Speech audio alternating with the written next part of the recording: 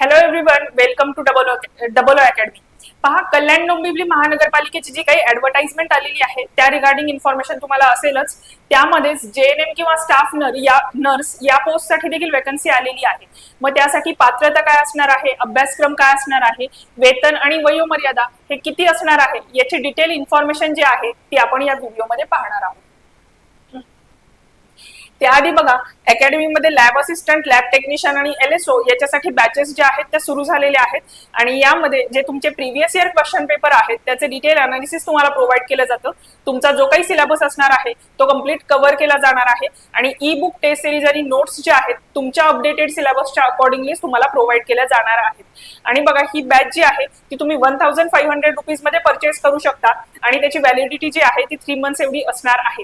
पहा, ही बॅच जर तुम्हाला जॉईन करायची असेल तर तुम्ही कॉन्टॅक्ट करू शकता 9545811303 या नंबरवरती. आणि बघा, तुम्हाला माहिती आहे की नगर परिषद आणि नगरपंचायत यामध्ये देखील अपकमिंग वेकन्सीज येणार आहेत. सो त्या रिगार्डिंग बॅच जी आहे ती सुरू झालेली आहे. त्यामध्ये पण जे तुमचे प्रिव्हियस इयर क्वेश्चन पेपर आहेत त्याचे डिटेल अनालिसिस तुम्हाला प्रोव्हाइड केलं जातं. तुमचा जो सिलेबस आहे तो बॅचच्या अकॉर्डिंगलीच प्रोव्हाइड केला जाणार आहे. आणि ई बुक, टेस्ट सिरीज आणि नोट्स जे आहेत अपडेटेड सिलेबसच्या अकॉर्डिंगली तुम्हाला प्रोव्हाइड केले जातात. आता याची रेग्युलर बॅच देखील अवेलेबल आहे. ती 1500 रुपीज म्हणजे 1500 रुपयामध्ये 3 महिने व्हॅलिडिटीसाठी तुम्हाला मिळणार आहे. आणि मेंटॉरशिप बॅच मध्ये या सगळे फीचर्स तर अवेलेबल असणारच आहेत, पण त्याचसोबत दर 10 स्टुडंटच्या पाठीमागे एक मेंटॉर जे आहेत ते तुम्हाला गायडन्स प्रोव्हाइड करणार आहेत. आणि तुमचा जर एखादा वीक सब्जेक्ट असेल तर तो इम्प्रूव्ह करण्याची स्ट्रॅटेजी देखील तुम्हाला पर्सनलाइज स्ट्रॅटेजी प्रोव्हाइड केली जाणार आहे. ही मेंटॉरशिप बॅच आहे ती तुम्ही जॉईन करू शकताय 7000 रुपीज मध्ये. आणि याची व्हॅलिडिटी जी आहे ती 1 इयर एवढी असणार आहे. आता बघूया जेएनएम साठी जी काही वेकन्सी आलेली आहे कल्याण डोंबिवली महानगरपालिका यामध्ये, तर त्यामध्ये त्यासाठी पात्रता, वेतन, अभ्यासक्रम काय असणार आहे. तर बघा, स्टाफ नर्सची जी काही वेकन्सी आहे 78 पदांसाठी वेकन्सी आलेली आहे. पहा, स्टाफ नर्स 78 पदे आहेत. यामध्ये पदसंख्या कशा पद्धतीने ते डिवाइड केलेले आहेत पाहूयात. तर त्यामध्ये बघा, अनुसूचित जातींसाठी 10 पदं आहेत. जाती आणि जमातीच्या आहेत त्याच्यासाठी 6 पदं आहेत. विजासाठी 2 आहेत. भज 2 आहेत. तसेच एनटी सी साठी 3 आहेत. त्यानंतर भज डी साठी 2 आहेत. इतर मागासवर्गाच्या 14 पदं आहेत. आणि एसीबीसी साठी 8 पदं आहेत. खुल्या प्रवर्गासाठी 21 पदं, अशी टोटल 78 पदं याच्यामध्ये आलेली आहेत. सो स्टाफ नर्स साठी प्रिपरेशन करणाऱ्या स्टुडंटसाठी गोल्डन अपॉर्च्युनिटी आहे. बघा, 78 पदांसाठी वेकन्सी जी आहे ती आलेली आहे.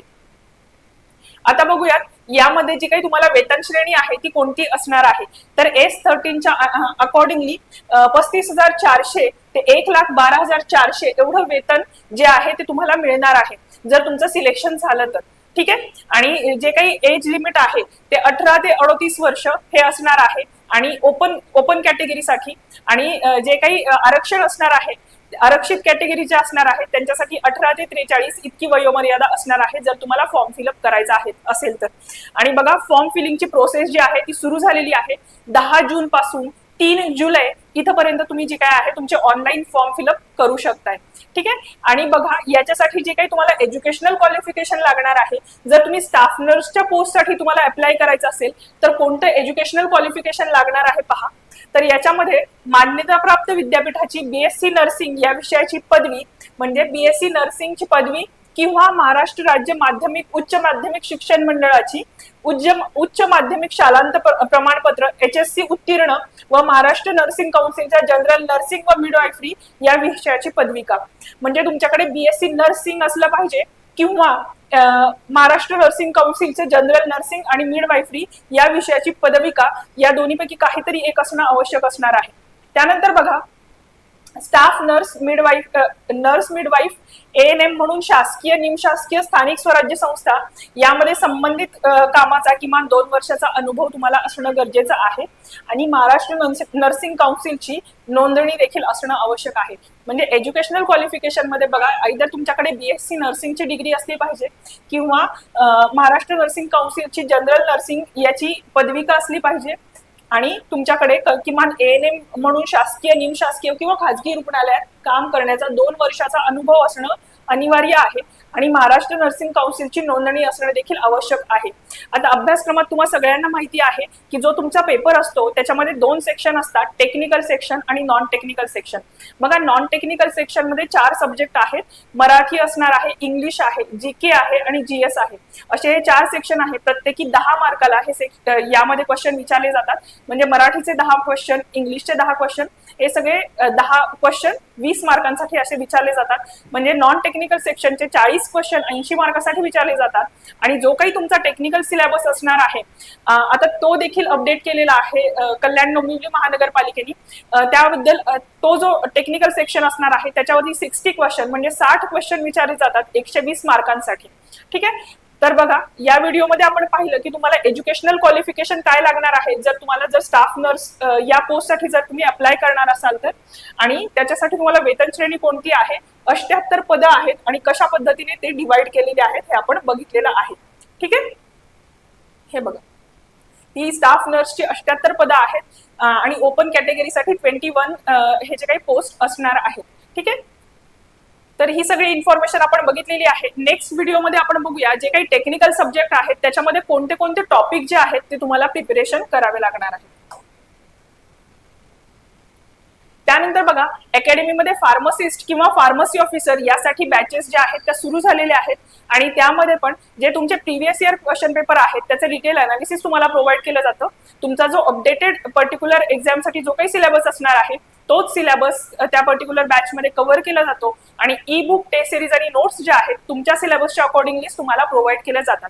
ही बॅच तुम्ही जॉईन करू शकताय 3000 रुपीज मध्ये आणि त्याची व्हॅलिडिटी जी आहे ती 1 इयर एवढी असणार आहे. आणि बघा अकॅडमीमध्ये एएनएम आणि जेएनएम याच्यासाठी देखील बॅचेस सुरू झालेले आहेत. बऱ्याचशा महानगरपालिका आहेत, आरआरबी असेल, एम्स, डीएमईआर या सगळ्यामध्ये ज्या काही वेकन्सी आहेत त्याच्या अकॉर्डिंगली या बॅचेस ज्या आहेत त्या डिझाईन केलेल्या आहेत. जर तुम्ही बॅच जॉईन केली तर डेफिनेटली तुमचे सिलेक्शनचे चान्सेस जे आहेत ते इन्क्रीज होणार आहेत. आणि बॅच मध्ये जो सिलेबस कव्हर केला जातो त्याच्याच अकॉर्डिंगली तुम्हाला ई बुक, टेस्ट सिरीज आणि नोट्स जे आहेत त्या बॅच मध्ये प्रोव्हाइड केले जातात. आता ही जी रेग्युलर बॅच आहे ती 1500 रुपीज मध्ये 3 मंथ्सच्या व्हॅलिडिटीसाठी तुम्ही परचेस करू शकता. या रिगार्डिंग जर तुमचे काही डाऊट असतील किंवा तुम्हाला कॉन्टॅक्ट करायचं असेल तर तुम्ही कॉन्टॅक्ट करू शकताय 9545818303 या नंबरवरती.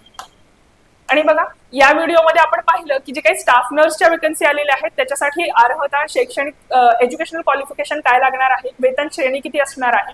नेक्स्ट व्हिडिओमध्ये आपण बघणार आहोत की जो तुमचे टेक्निकल सब्जेक्ट आहेत किंवा टेक्निकल सेक्शन आहे त्याच्यामध्ये कोणते कोणते टॉपिक्स जे आहेत ते ऍड केलेले आहेत.